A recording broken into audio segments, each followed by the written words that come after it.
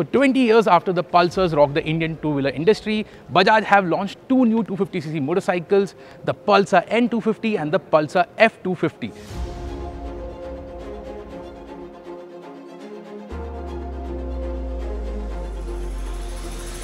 The Pulsar F250 is kind of the spiritual successor to the Pulsar 220F, but Bajaj have said they are not going to discontinue the 220F right now, but maybe in the future.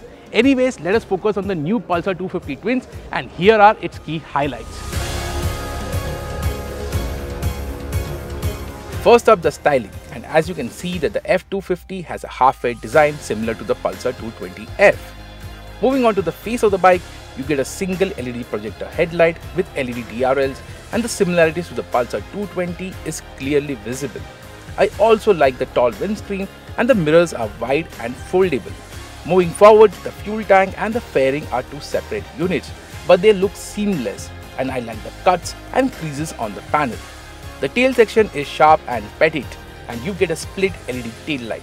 What I didn't like is the small twin-port exhaust muffler that looks a bit odd and doesn't flow well with the overall styling. Now coming over to you, did you guys like the styling of the bike or not? Do let us know in the comments. And now moving on to the Pulsar N250.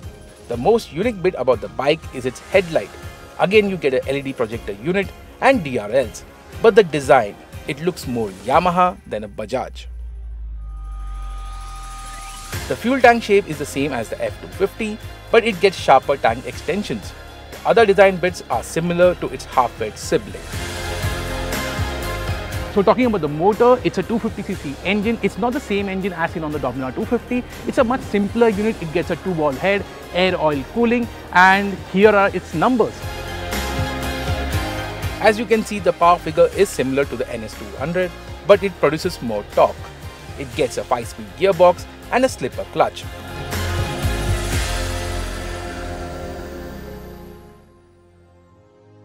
How is the performance of the new engine and the gearbox is something we will only be able to tell you in our first ride video, so make sure you have subscribed and click on the bell icon to stay notified as soon as our video goes live. But before we move forward, let us hear how does this new 250cc engine sound.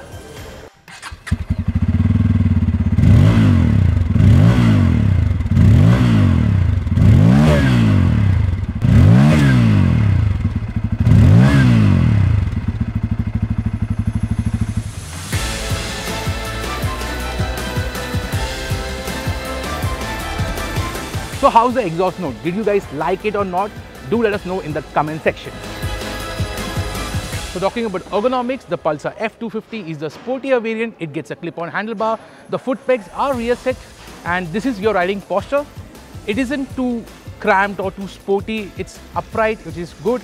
Slightly sporty, so this will be good for riding in the city and also while touring. And the Pulsar N250, again, it's a street fighter. The handlebar is flatter, wider, so it's lower. You sit much more upright. Foot peg position is similar to the F250. Overall, the riding posture is very comfortable. And talking about the seat height, it is 795 mm. I am 5'10". I can easily flat foot. The seat is narrow, so I think shorter riders won't feel too uncomfortable. The Pulsar 250 also gets a new tubular chassis, and talking about suspension components, it gets a telescopic fork and a monoshock. Braking hardware consists of disc brakes on either ends. Sadly, it gets only a single channel ABS. An interesting detail is the Grimeca calipers. The brakes are made by Endurance, who also supply the suspension components on the bike. Other key specs of the bike is in front of you.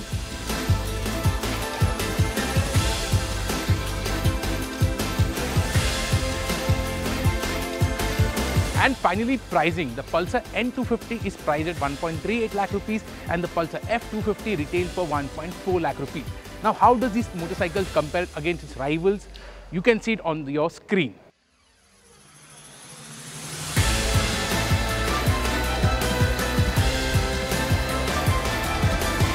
So that's the new Pulsar 250 Duo. Is it a hit? Is it a miss? Do let us know in the comments. So if you like this video, do like, share and subscribe.